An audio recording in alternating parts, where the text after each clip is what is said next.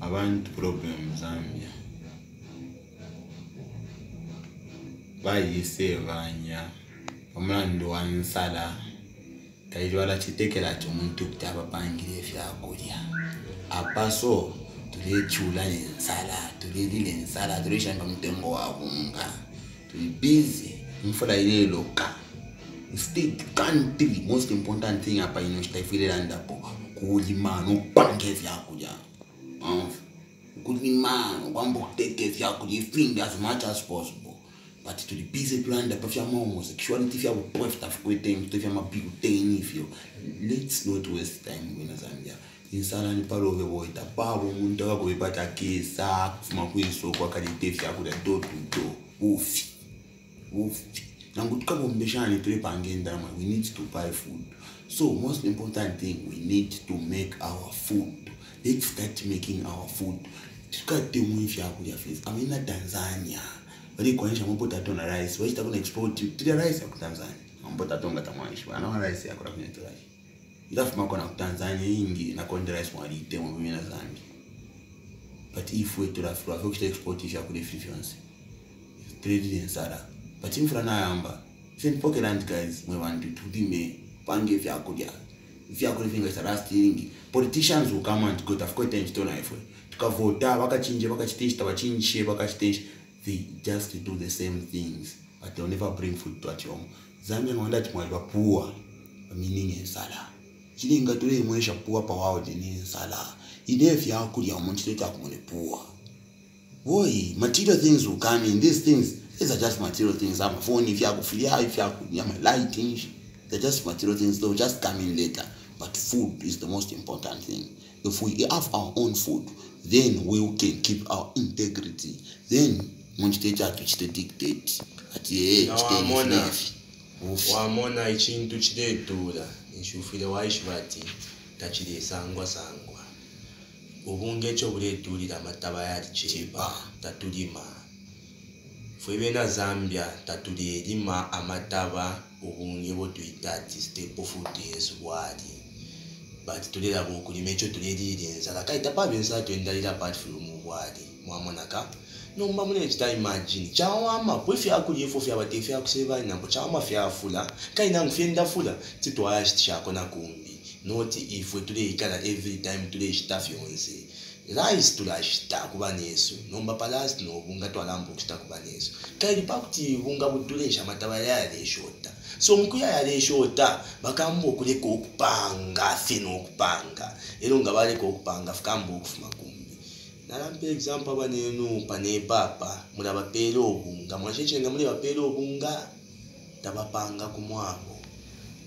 Ewa lirenga nomba nokudula buledwa because mulakana pakati kana businessman waisa munopango bunga business yacha tasakamana chino echalo au tabombera chino muno abombera mofi so kutaya chichana kumbi ukuli profit na imbi muna mwikala ndwina mpwala kaita muipangira bina muno mwina aishiba bina muno mwenye mfuje na dodi shakailepo panepa pamwabo ngati bafunye impia ni shikanji na kuno kwini ufuje buje funye impi ati nomba palasti balunda elefintu balunda abantu muchalo mwali ubudeko fino stofofile bule staff the government and so everyone wants to come and doing whatever maybe you take the government, the people who are responsible to sell our resources. Imbutona fertilizer for free. Not na 400 pina mbalipitisha mwambango free. Lama ikwata fyama nonga madibula 50 fintu mafi inonstama taba imbutona fertilizer. Not finda mu corruption that fumuna no kufumuna. Fili fyali ona ila fyali sangwa afie because it's so finger funya. Finger time fya fiensala.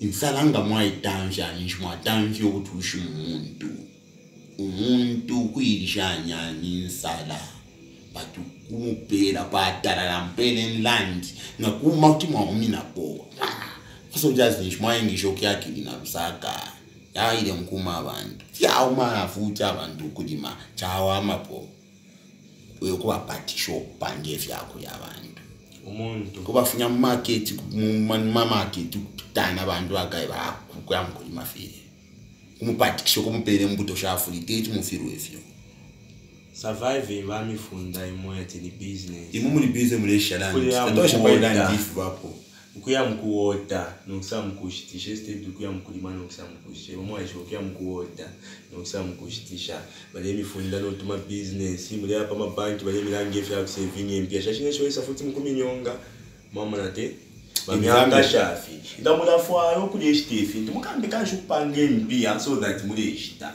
ukuchida imweta muri mabati futi mula fwayo kushita futi mpanga ne empia bantu empia shaje pamuchalo mwali chipa amasali zimfora none vintu balilunda ama-taxes bafike baputula ichalo chilefika kwisa bala stand on business bawe everything sonko muri epoka but business na ikosa mu market in Zambia we only learn to follow we don't learn to create that panga tulete shako chichos Zambia je fonse for Zambia tukengire nchito tuwana nduka kuruka Zambia ukengire nchito kese bomba ko nchito ekuru tukaderia bwino bupuba tuko kusambira ifyo mwana wandi kusambirira ukisi ambo pange fintu wanda kupuba abana basambira alele kulale lo 30 nkisi ambo kwenshe ndike be pilot limbiri mbiyonga kadi pilot ara for education chakufifyo bupuba fuyo le kulati mwe bantu kapange ndeke abantu bakese nshako let's be creators let's be engineers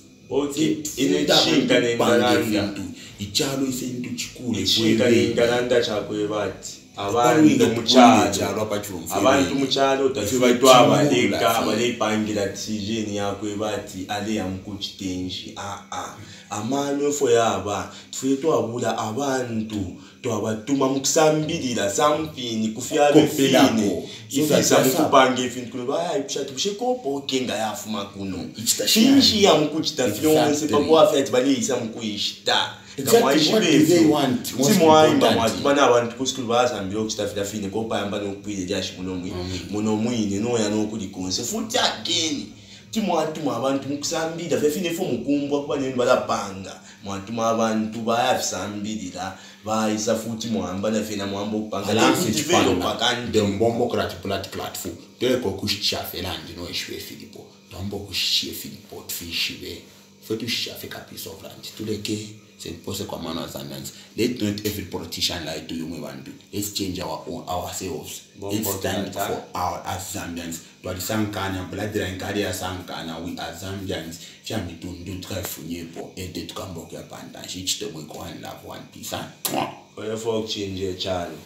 Ufile wa chinja mind ya muntu uli wonse. Elo kuchinja kwambile po wikele. Kata uchinji shemo wikala nishi. Tapali chinja umuntu ufuye wachinja ero kachinja baneba ero mkachinja nechalo akademu fino data lance sponde mbombo klati fuza we are Zambians the guys in Sala sent ivinyepo fweveni let's start farming shakureference pangwa kufya pangwa kufimena akufikula chonse fya kujya kufuma Tiendu pangati ifwe boto afilisha abantu kuli ifiantu.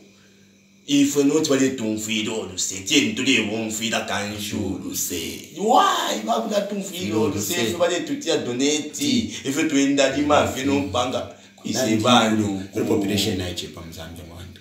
Sha special sha ufifa okuba charo senchi shielanding atwayisha twayikavaling education ponse fyaba case la Oak Foundation abazungu bakambo kunja fisho kule donate mbia tule donate amanisho basende baje muri amkulima panga without kumpika abantu boyirapo ukule mifundo kutompika abantu balabene olefu atuchite adopt babone chitado basende kababonfye bali bomba bali pangefi ifintu beta abafaili bala kumpanga bali lima muri shitisha fifi nota na chita doctor asonga kesa ndafisha wakabika mu impia muri pangana amacheyi chati munafisha abana banje amacheyi creative amacheyi shapo ile ndazanishita abantu ichechi yadili abantu efai kabisa ni kwa amacheyi nafi futhi wona the every day kula kuchechi ngikwiso kwa mfire pomuntu atachira pepo bushumara sange fya kula patebo wenze ngatoyikala tule pepa tatoka sange fya kula ukubombesha senti posa mano kubomba change their one day mazandi but if the tourist chechi fya kubobesha night prayers